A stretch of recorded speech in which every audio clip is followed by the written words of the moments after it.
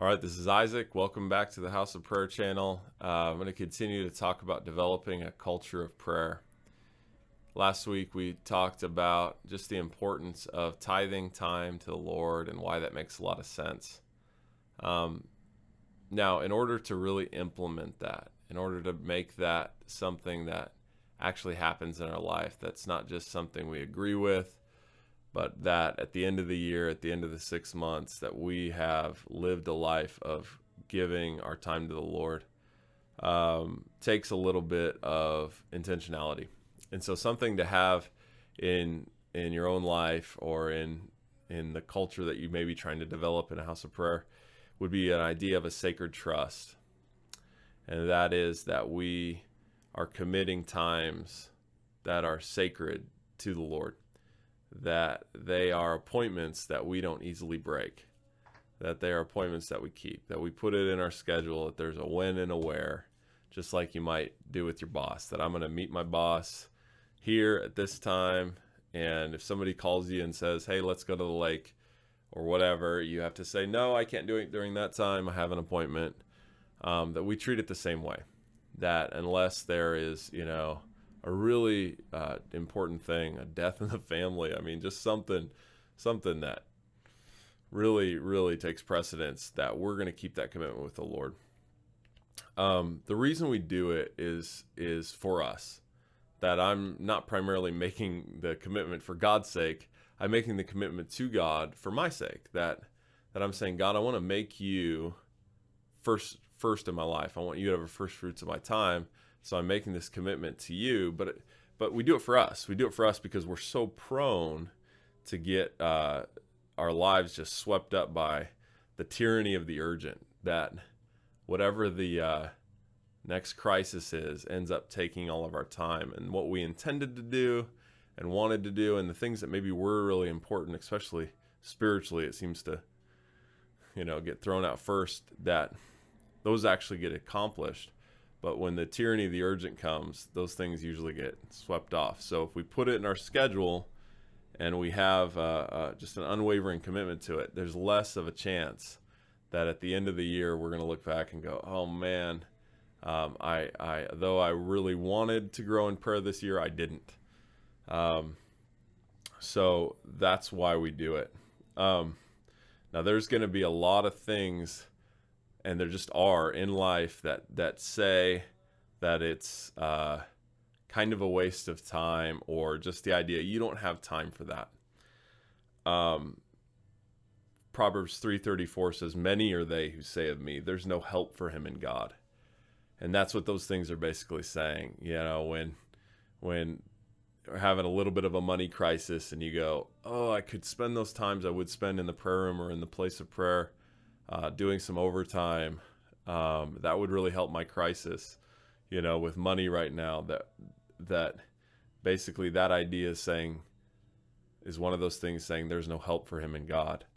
But it goes on to say, but you, O Lord, are a shield for me, my glory and the lifter of my head.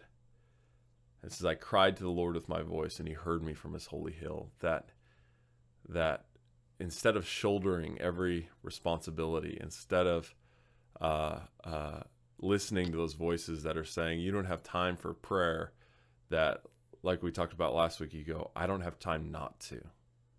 The Lord himself is my glory and the lifter of my head, that I cry out to the Lord and he hears me from his holy hill, that I can't replace that time with anything more effective, that this reality is the central reality of my life. And we have to really remind ourselves of why we're making this commitment, or it will become just a burden. It will come against those things that are saying there's no help for him in God. They're not saying it directly, but we feel the pressure, we feel the tyranny of the urgent.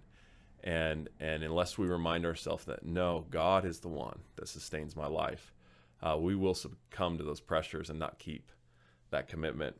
Isaiah 64:4, since the beginning of the world, men have not heard nor perceived by the ear, nor has I seen any God besides you who acts for the one who waits for him. Same kind of thing.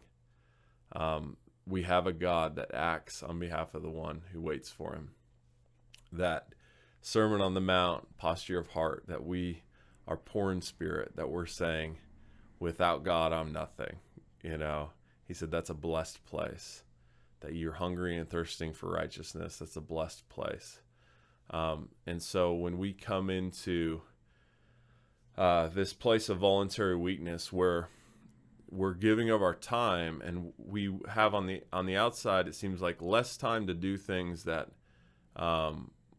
that are important, and we're weakening our ability to do that by giving our time to God.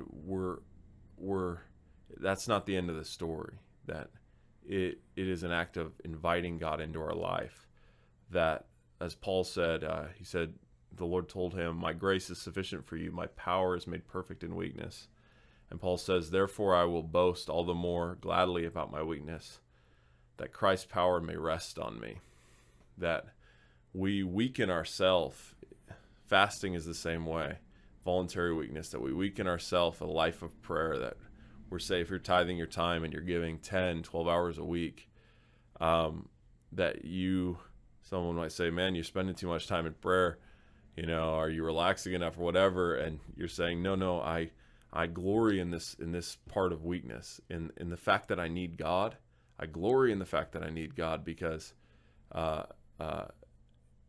His power rests on me in that place of need. That when I embrace that place of need, that the Lord meets me in it. So just to recap, ask the Lord how much time, when He wants you to commit to being with Him, where He wants you to do it. If there's a prayer room that you like, if there's a place in your house that you can remain undistracted, just something that's a sacred space.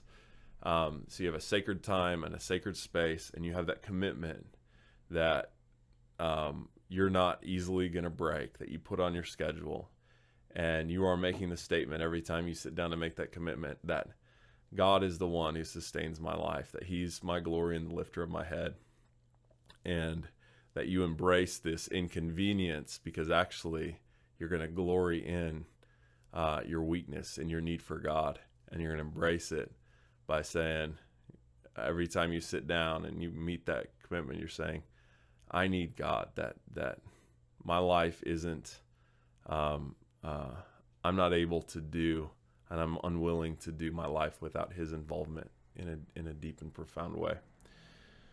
So that's the idea of a sacred trust. I think it's really important so that we don't get wavered by all the things that come up in our life, the tyranny of the urgent, etc.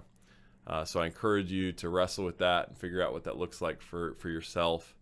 And if you're a leader of a prayer room or church or whatever, you're trying to implement something, just to introduce some of these concepts to people you're around and get that going. So thanks for joining.